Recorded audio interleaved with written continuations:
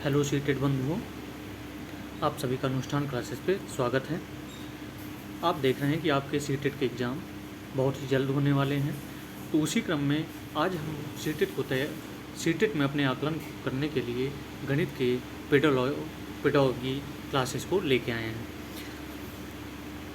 आपको हमने इसमें 15 क्वेश्चन दिए हैं, जिसमें आप सभी को ये सारे जवाब देने होंगे। तो कृपया करके चलते हैं, हम स्टार्ट करते हैं पहले क्वेश्चन से।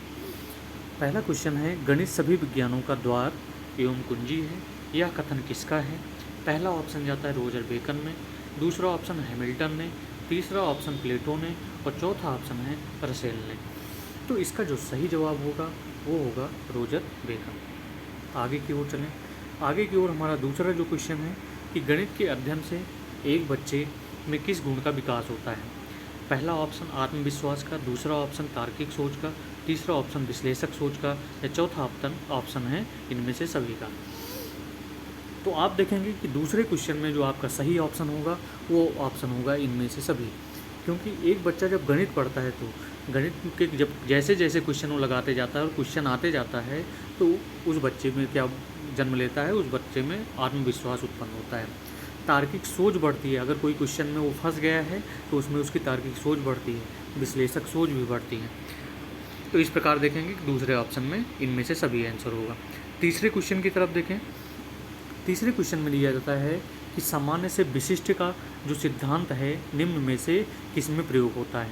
पहला ऑप्शन है आगमन विधि में, दूसरा ऑप्शन है निगमन विधि में, तीसरा ऑप्शन है संश्लेषण विधि में या चौथा ऑप्शन है विश्लेषण विधि में। तो आप बताइए सभी लोग कौन सा ऑप्शन सही होगा? तो आप ऑप्शन देखेंगे, तीसरे में जो ऑप्शन सही होगा ऑप्शन नंबर बी सही होगा, निगमन विधि, जिसमें सामान्य से विशिष्ट नियमों का क्या किया जाता है, प्रयोग किया जाता है। आगे की ओर चलें चौथे क्वेश्चन की तरफ। चौथा क्वेश्चन हमारी स्क्रीन के सामने है कि गणित में किस विधि में हम प्रायः सूत्र तथा नियमों की सहायता लेते हैं? संश्लेषण विधि में, विश्लेषण विधि में, आगमन विधि में या निगमन विधि में? यानी कौन सी ऐसी विधि है जिसमें हम सूत्र तथा नियमों का प्रयोग करते हैं? तो आप देखेंगे कि आपका जो ऑप्शन सही होगा ऑप्शन नंबर डी सही होगा, निगमन विधि। आगे की ओर चलें। पांचवा क्वेश्चन आपकी स्क्रीन के सामने दिख रहा है, तो सभी लोग इसका जवाब दीजिए। पांचवा क्वेश्चन है, गणित वह भाषा है जिससे परमेश्वर ने संपूर्ण जगत या ब्रह्मांड को लिखा दिया है, यह कथन किसका है? गैलीलियो का है, रफेल का है, प्लेटो का है या हैमिल्टन का है? तो आपको जो सबसे ज़्यादा ऑप्शन सही दिखेगा वो है गैलीलियो। गैलीलियो फिजिक्स में भी हैं, मैथ में भी हैं, हर जगह गैलीलियो छाए हुए हैं। आगे की ओर चलें और छठवें क्वेश्चन की तरफ चलें। छठवें क्वेश्चन में ये कहा जाता है कि जो विद्यार्थी ज्यामिति नहीं समझ सकते हैं वो इस विद्यालय में नहीं आ सकते, यह कथन किसका है? ऑप्शन ए जाता है अरस्तु ने कहा था, ऑप्शन बी हर्बर्ट ने, ऑप्शन सी प्लेटो ने या ऑप्शन डी हैमिल्टन ने। तो आप देखेंगे इसमें जो ऑप्शन सही होगा ऑप्शन नंबर सी सही होगा, प्लेटो। आगे की ओर चलें, क्वेश्चन नंबर 7 देखते हैं कि छोटी कक्षाओं में गणित विषय में रुचि उत्पन्न करने के लिए पढ़ाने का तरीका होना चाहिए। ऑप्शन ए मनोरंजन या खेल संबंधी होने चाहिए, ऑप्शन बी रटने का होना चाहिए, ऑप्शन सी आगमन का होना चाहिए या ऑप्शन डी निगमन का होना चाहिए। तो छोटी कक्षाओं में गणित विषय में रुचि उत्पन्न करने के लिए कौन सी विधि का प्रयोग करना चाहिए? मनोरंजन एवं खेल संबंधी विधि का प्रयोग करना चाहिए, क्योंकि बच्चे उस समय खेलना बहुत पसंद करते हैं और खेलने के माध्यम से जल्दी सीखते हैं। आगे की ओर चलें कि अबेकस का प्रयोग छोटी कक्षाओं में किस शिक्षण में प्रभावी होता है? गिनती सिखाने में, लिखना सिखाने में, वाचन करने में या हस्तलेखन सिखाने में? तो अबेकस का प्रयोग छोटी कक्षाओं में गिनती सिखाने के लिए किया जाता है, इसलिए आपका ऑप्शन नंबर ए सही जवाब होगा। आगे की ओर चलें, क्वेश्चन नंबर 9 देखें कि जियो बोर्ड किसके शिक्षण का एक प्रभावी साधन है?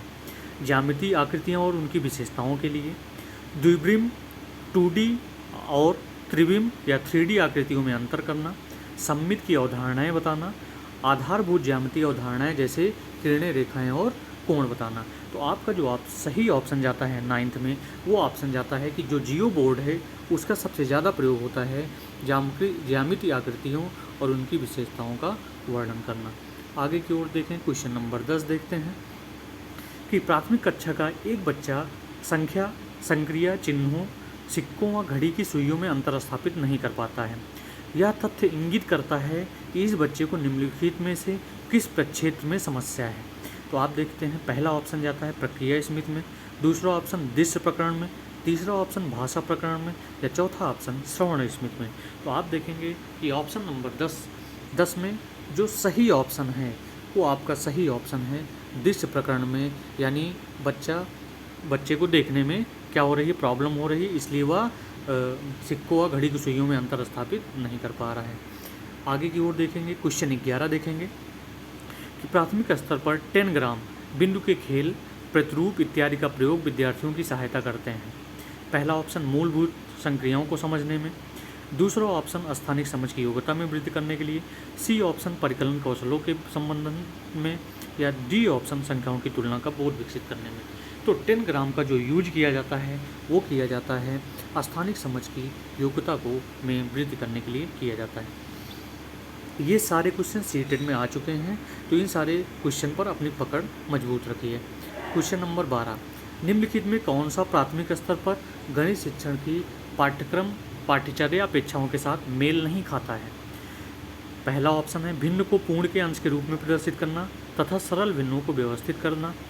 दूसरा ऑप्शन वर्गीकृत आंकड़ों के निरूपण का विश्लेषण करना तथा निष्कर्ष निकालना। तीसरा ऑप्शन दैनिक जीवन की तार्किक कार्यप्रणाली तथा गणितीय सोच के लिए बीज का संयोजन का विकास करना। या चौथा ऑप्शन मानक परिकलन प्रणाली में संख्या संबंधी संक्रियाओं के करने में भाषा और प्रतीक चिन्हों का विकास करना। तो आप क्वेश्चन नंबर 12 देख रहे हैं कि पाठ्यचर्या किस अपेक्षाओं से मेल खाता है। तो 12 में जो आंसर होगा आपका सही ऑप्शन होगा, ऑप्शन नंबर होगा बी, कि वर्गीकृत आंकड़ों के निरूपण का विश्लेषण करना तथा निष्कर्ष निकालना पाठ्यचर्या अपेक्षाओं के साथ मेल नहीं खाता है। आगे की ओर देखें, क्वेश्चन नंबर 13 कि गणित की शिक्षा का मुख्य ध्येय है। क्या ध्येय है? ज्यामिति के प्रमेयों और उनके प्रमाणों का स्वतंत्र रूप से सृजन करना, विद्यार्थियों को गणित समझने में सहायता करना, या तीसरा ऑप्शन उपयोगी क्षमताओं को विकसित करना, या चौथा ऑप्शन बच्चों की गणितीय प्रतिभाओं का विकास करना। तो आप देखेंगे कि ऑप्शन नंबर 13 में जो ऑप्शन सही होगा वो ऑप्शन नंबर डी सही होगा कि बच्चों की गणितीय प्रतिभाओं का विकास करना ही गणित की शिक्षा का मुख्य उद्देश्य है या मुख्य ध्येय है। आगे की ओर चलें, क्वेश्चन नंबर 14 देखते हैं कि एक शिक्षिका कक्षा 5 की शैलजा से एक आकृति के परिमाप के बारे में पूछती है। वह शैलजा से उसके हल को अपने शब्दों में बताने को कहती है। शैलजा समस्या का सही हल करने में सक्षम थी परंतु उसकी व्याख्या करने में सक्षम नहीं थी। यह शैलजा की निम्न विशेषता प्रदर्शित करता है। उसमें पहला ऑप्शन है कम आत्मविश्वास स्तर तथा कम गणितीय कौशल। दूसरा ऑप्शन है परिमाप के संप्रत्यय की कम समझ परंतु अच्छी मौखिक योग्यता। तीसरा ऑप्शन है निम्न स्तरीय भाषा प्रवीणता और निम्न स्तरीय गणितीय प्रवीणता। या चौथा ऑप्शन निम्न स्तरीय भाषा प्रवीणता और उच्च स्तरीय गणितीय प्रवीणता।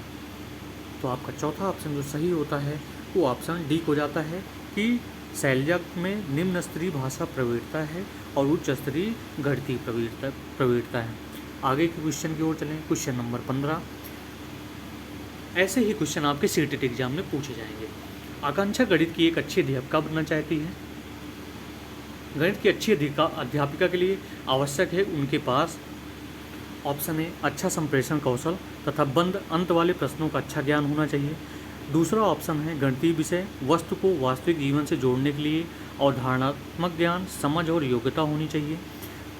तीसरा ऑप्शन है संख्या पद्धति, बीजगणित तथा ज्यामिति का अच्छा ज्ञान होना चाहिए। और चौथा ऑप्शन है बिना समय लगाए सवालों को हल करने की योग्यता होना चाहिए। तो गणित की एक अच्छी प्राध्यापिका होने के लिए सबसे जो जरूरी ज्ञान है वो है कि गणितीय विषय को वस्तु के वास्तविक जीवन से जोड़ने के लिए अवधारणात्मक ज्ञान, समझ और योग्यता होनी चाहिए। इस प्रकार से जो आपका ऑप्शन सही होता है ऑप्शन बी सही होता है। तो आपने देखा कि इन सारे क्वेश्चन को हम आसानी से कर ले रहे हैं, तो कृपया इस चैनल के साथ बने रहिए, सब्सक्राइब करिए, ज़्यादा से ज़्यादा शेयर करिए ताकि ये चैनल प्रमोट हो सके और हम अच्छे से अच्छी वीडियो को आपके सामने